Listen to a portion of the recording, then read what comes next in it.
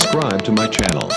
வணக்கம். அபி டிவி லைவ்ல நம்ம பார்க்க போறது நெல்லை மாநகராட்சி திமுக கவுன்சிலர் சுதா மூர்த்தி அவர்களுக்குட்பட்ட 29வது வார்டு பகுதியில் சுமார் 55 லட்சம் ரூபாய் மதிப்பீட்டிலான சட்டமன்ற உறுப்பினர் நிதியிலிருந்து முடிக்கப்பட்ட மற்றும் புதிதாக துவங்கப்பட உள்ள திட்டப் பணிகளை பாளையங்கோட்டை சட்டமன்ற உறுப்பினர் அப்துல் வகாப் அவர்கள் கலந்து கொண்டு அடிக்கல் நாட்டியும் ரிப்பன் வெட்டியும் துவக்கி வைத்தார். அந்த வீடியோ தான் நம்ம பார்க்க போறோம். அந்த வீடியோ குறித்த கருத்துக்களை மறக்காம கமெண்ட் பாக்ஸ்ல பதிவு செய்யுங்க. வாங்க இப்ப வீடியோக்குள்ள போகலாம். நெல்லை மாநகராட்சி 29வது வார்டு மாமன்ற உறுப்பினர் சுதாமூர்த்தி அவர்களின் தலைமையில் 29வது வார்டு சிஎன் கிராமம் லட்சுமிபுரத்தில் சட்டமன்ற உறுப்பினர் நிதியிலிருந்து சுமார் 15 லட்சம் ரூபாய் மதிப்பீட்டில் பல்நோக்கு கட்டிடம் கட்டுவதற்கான அடிக்கல் நாட்டு விழா வெகு விமர்சையாக நடைபெற்றது. இந்த விழாவில் மாமன்ற உறுப்பினர் சுதாமூர்த்தி சிறப்பு விருந்தினர்களை பொன்னாடை அணிவித்து வரவேற்றார்.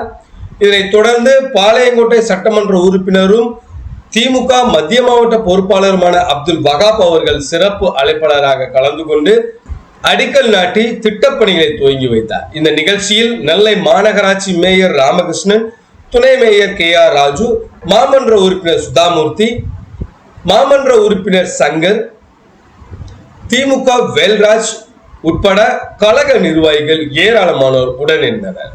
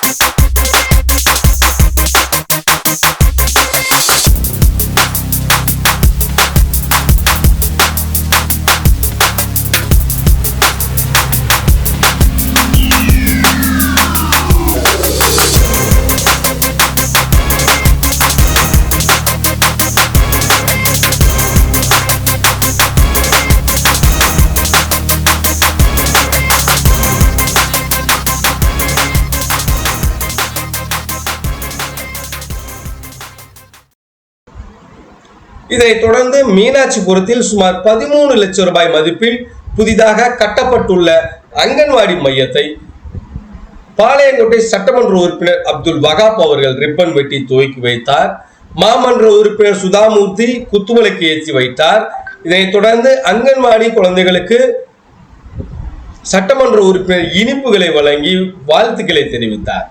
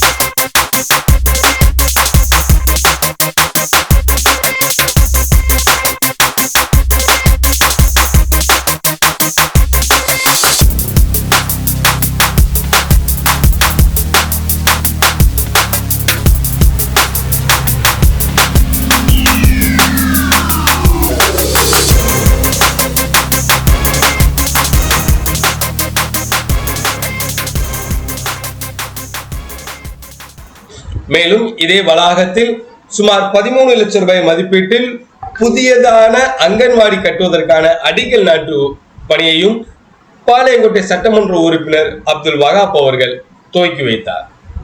29வது வார்டு பகுதியில் சுமார் 55 லட்சம் ரூபாய் மதிப்பீட்டில் பல்வேறு திட்டப்பணிகளை துவக்கி வைத்த பாளையங்கோட்டை சட்டமன்ற உறுப்பினருக்கு பொதுமக்கள் மனமார்ந்த நன்றிதனையும் வாழ்த்துக்களையும் பாராட்டுகளையும் தெரிவித்தனர்.